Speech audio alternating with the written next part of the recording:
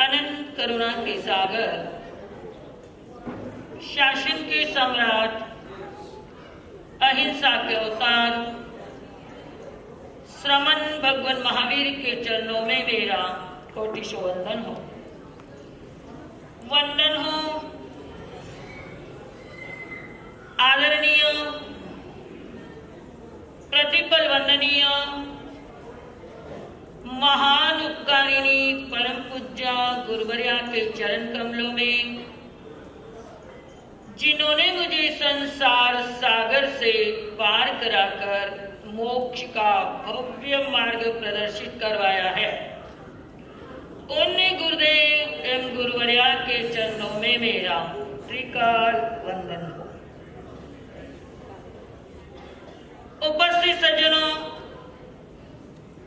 माता बहनों, सबसे पहले जिन्होंने अपने भगवान महावीर के जीवन संबंधित जो नाटिका गीत के माध्यम से प्रस्तुत किया है, मेरी तरफ से, साधु मंडल की तरफ से उन्हें बहुत बहुत साधुवाद देती हूं। जब ये कार्यक्रम चल रहा था और जब बच्चे का अपहरण का वर्णन आया, थोड़ा सा हृदय हिल गया। हम तो सिर्फ नाटिका देख रहे हैं, वहां पर जब ऐसा प्रसंग आया होगा तो उस समय क्या हाल हुए होंगे।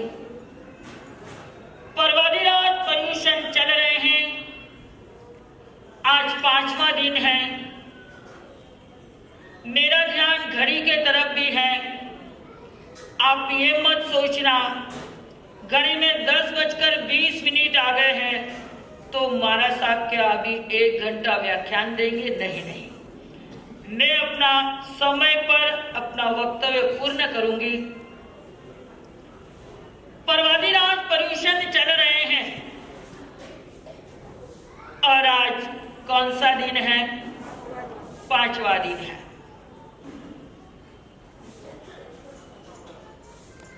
हमारे यहां पर आज कौन सा विषय चल रहा है आपको पता है?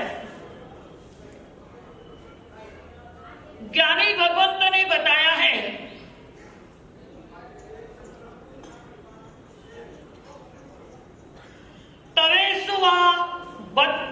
तवेसुवा उत्तमम ब्रह्मचर्यम। अगर सभी तपों में श्रेष्ठ तप है तो कौन सा तप है? ब्रह्मचर्य। सभी हाथियों में ऐरावत हाथी श्रेष्ठ है। सभी समुद्रों में स्वयंभू समुद्र श्रेष्ठ है। सभी चंदनों में बावनिया चंदन श्रेष्ठ है और सभी गतियों में मनुष्य गति श्रेष्ठ है और सभी ज्ञानों में कौन सा ज्ञान श्रेष्ठ है? केवल ज्ञान श्रेष्ठ है। उसी प्रकार सभी तपों में श्रेष्ठ तप है तो कौन सा तप है? ब्रह्मचर्य तप है। तवेसु उत्तमम ब्रह्मचर्य। सभी तपों में श्रेष्ठ तप, महान तप, उत्कृष्ट तप है तो कौन सा है? ब्रह्मचर्य तप। एक संस्कृत के कवि ने एक वाक्य लिखा है कि आज भोजनशाला में बहुत आवाज आ रही, क्या बात है? भोजन चालू हो गया कहीं? क्या बता रही हूं मैं? एक संस्कृत के कवि ने एक बहुत सुंदर एक वर्ड लिखा है और वो वर्ड लिखा है शीलम स्नानम सदा शुचि।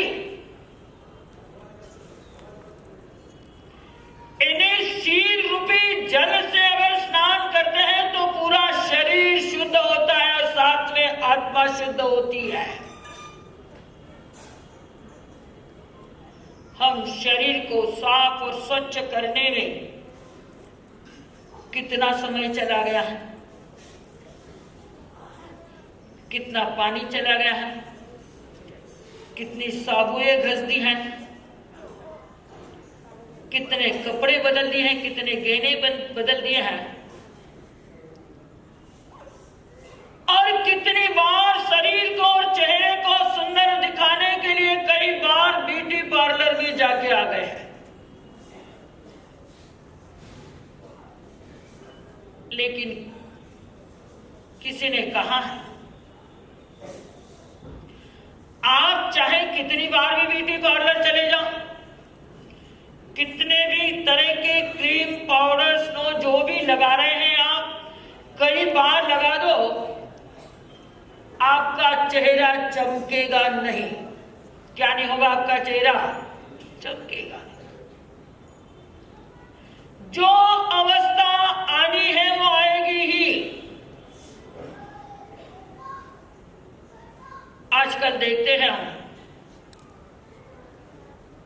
बाल अगर काले के धोले हो गए, कहीं हो गया काला था पचका ही नहीं गया भाई साहब, इन्हें सफेद हो गए, काले के बाल सफेद हो गए और वापस जवान दिखने के लिए क्या कर लिए?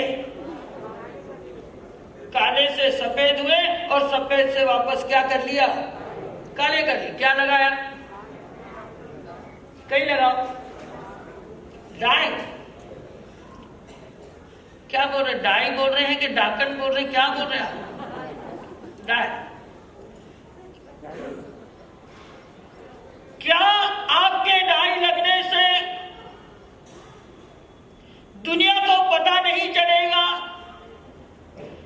क्या आप जवान हो जाएंगे? क्या होगा? प्रतिदिन अपने शरीर से नाखून और बाल क्या होते जाते हैं? बढ़ते जाते हैं। आपने अगर डाई भी की हो तो भी आज डाई की है तो दूसरे तीसरे दिन आपके सिर से सफेद बाल बाहर आएंगे और पता चल जाएगा कि आपने क्या लगाई है। डाई की है या मेहंदी लगाई है, क्या क्रीम लगाया भगवान जाने, आपकी माया आपकी जाने। लेकिन कितना भी कर लो आपकी चेहरे की चमक चमकेगी नहीं। श्रृंगार के अंदर कितनी उम्र लगा दी, कितना समय चला गया है, फिर भी हमारा ध्यान आत्मा की तरफ नहीं। एक अनमोल हीरा मिला है। भगवती सूत्र के अंदर एक वर्णन आया है, एक दिन अगर ब्रह्मचर्य व्रत का पालन करो, कितने दिन? सिर्फ एक दिन अगर आप ब्रह्मचर्य व्रत का पालन करते हैं तो 180 उपवास का क्या मिलता है? किसमें वर्णन आया? भगवती सूत्र में। एक दिन भी अगर हम ब्रह्मचर्य का पालन करते हैं, ऐसे कई महानुभाव यहाँ बैठे होंगे जिनके कई वर्ष हो गए ब्रह्मचर्य पाल रहे हैं। किन्होंने अभी 8 दिन से चालू किया होगा, किसी ने चौमासे से चालू किया होगा, इन्हीं का अपनी अपनी भावना पर निर्भर है। तो अगर एक दिन ब्रह्मचर्य पालन करते हैं तो 180 उपवास का फल मिलता है और 6 मासी तप का लाभ होता है। कितने मासी? 6 मासी तप का लाभ होता है। और एक दिन अगर ब्रह्मचर्य टूट जाए, ब्रह्मचर्य खंडित हो जाए तो 9 लाख जीवों की क्या होती है? कौन से? एक संघीय और एक असंघीय। कौन से जीव? 9 लाख जीवों की क्या होती है? घात होती है। चिंतन करो, अगर आपका ब्रह्मचर्य मजबूत होगा, आप अपने शरीर को सजाने संवारने में लगे हुए हैं। किसी ने बताया है सुंदर दिखने के लिए हमारी बहनें कहाँ जाती हैं? पार्लर। कितनी जनी जा रहे थे? जरा हाथ ऊपर कर दो।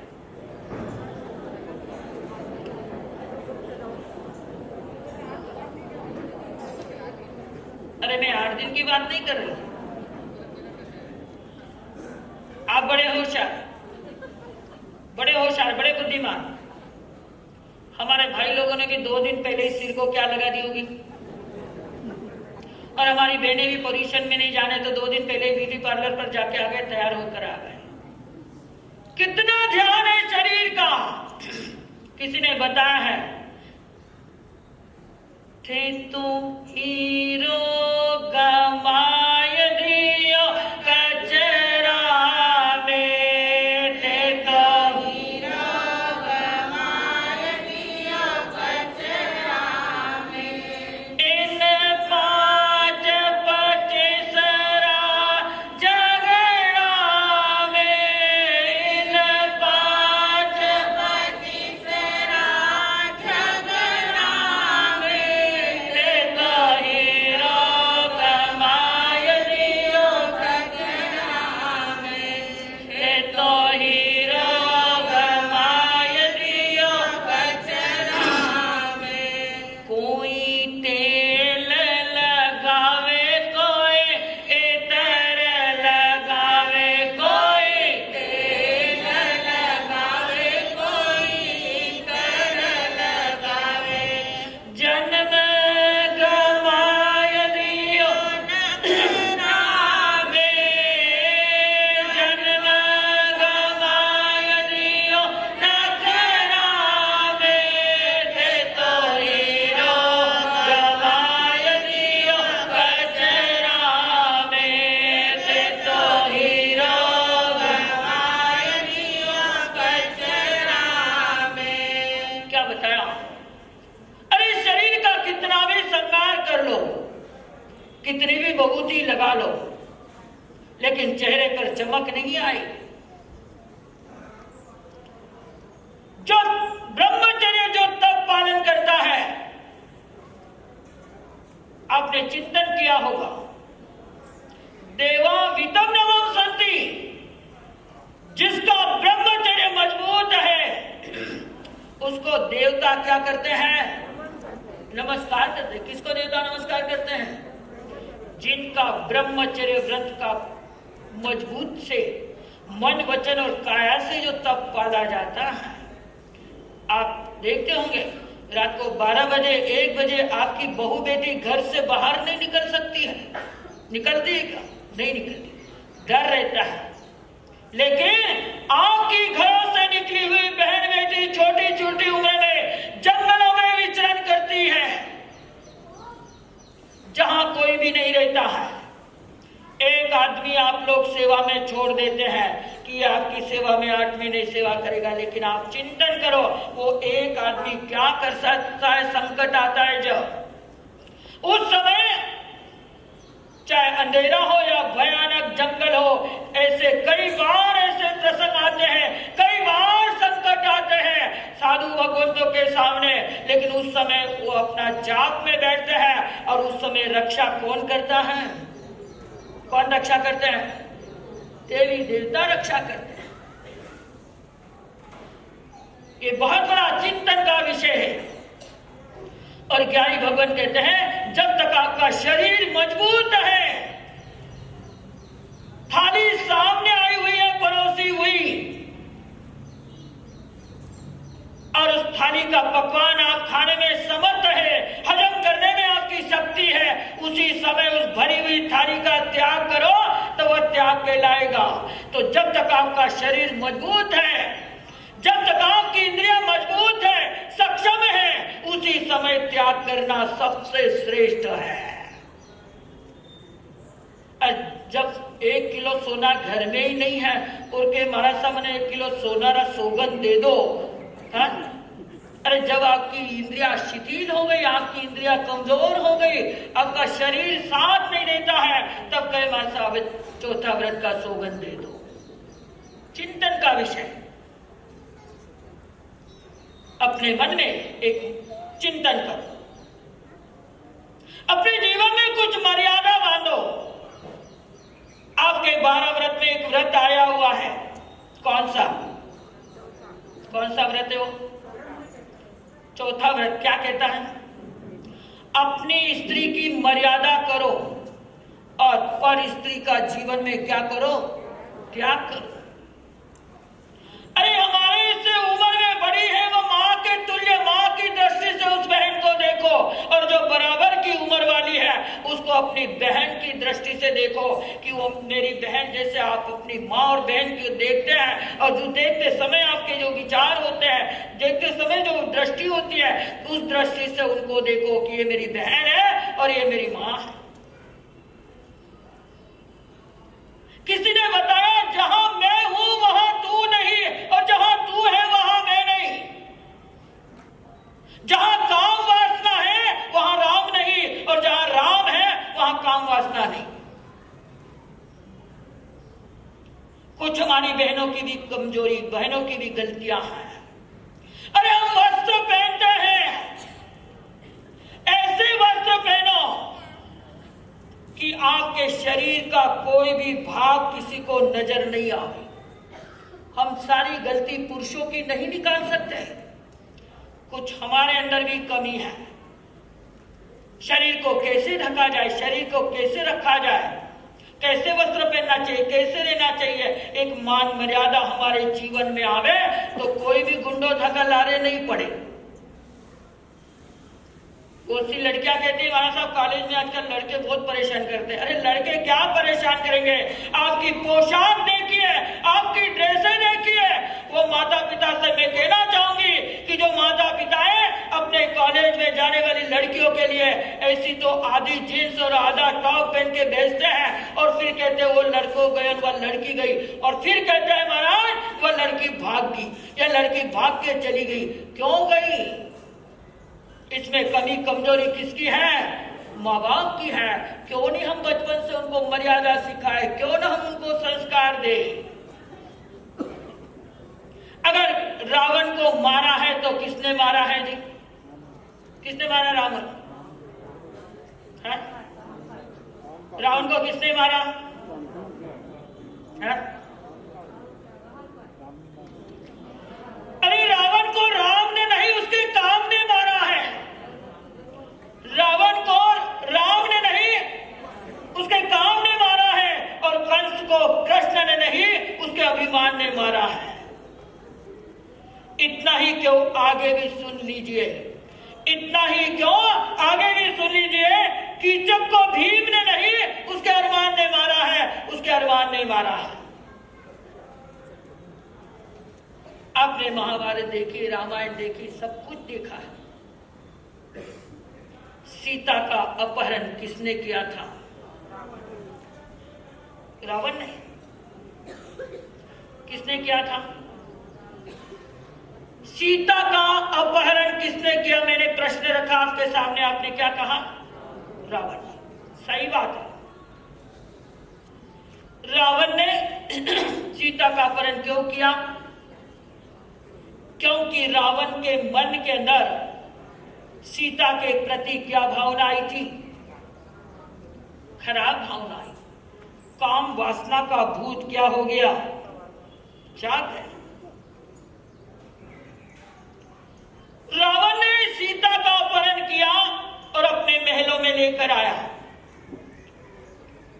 लेकिन एक बात जरूर ध्यान रखना, रावण ने अपने जीवन में एक छोटी सी गलती की है कि सीता का अपहरण करके अपने महलों में लेकर आया है, लेकिन उसकी भी एक मर्यादा थी। क्या थी उसकी? उसके जीवन में भी एक मर्यादा थी, और वो मर्यादा ये थी कि जब तक सीता मुझे नहीं चाहे तब तक मैं उसका स्पर्श नहीं करूं। लाकर भी उसको दूसरे महल में क्या किया था? रखा था। किसको? सीता। जब सीता का अपहरण करके रावण अपने घर पे आया, अपने भाई कुंभकर्ण से कहता है, अरे उठ, आज मैंने अपने जीवन में बहुत बड़ा काम कर लिया है। क्या किया है? देख, मैं सीता को लेकर आ गया। तो वो कुंभकर्ण कहता है कि जिस भावना से लाया है, जिस विचारों से आपने उसको उठाया है, आप यूज करो, काम में लो। तब रावण कहता है, वो हां कहे तब मैं उसको अपनाऊं। तब भाई ने कहा रावण से, भैया आपके पास तो हजारों विद्या है। कितनी विद्या थी रावण के पास? हजारों विद्या है। उस विद्या से आप अपना रूप परिवर्तन कर लो, रूप परिवर्तन करके राम बन के उसके सामने जाओ। तब रावण कहता है, अरे भैया मैंने वो भी कर लिया। जब मैं रावण मैं क्या करता हूं, राम का रूप धारण करता हूं, तो मेरे जीवन से जो काम की वासना है, जो भूत मेरे पर सवार होता है, वो भूत शांत हो जाता है। और सीता के सामने जब राम का रूप धारण करके जाता हूं तो मेरे विचारों में अलग से परिवर्तन आ जाता है। मैं सोच भी नहीं सकता हूं। उसके सामने जाता हूं तब मेरी दृष्टि में यह ऐसा एहसास होता है कि ये मेरी सगी बहन है। चिंतन करिए, उसने तो खाली छोटी सी गलती की और लाकर महलों में रखा, कुछ किया नहीं।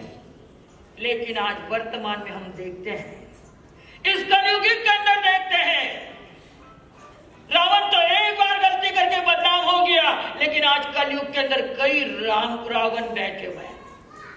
किसी कवि ने बताया है, कलयुग बेटा मार कुंडले जाओ तो मैं कहाँ जाऊं। कलयुग बेटा मार कुंडली जाओ तो मैं कहाँ जाऊं। घर घर में है रावण बेटा, इतने राम कहाँ से लाओ।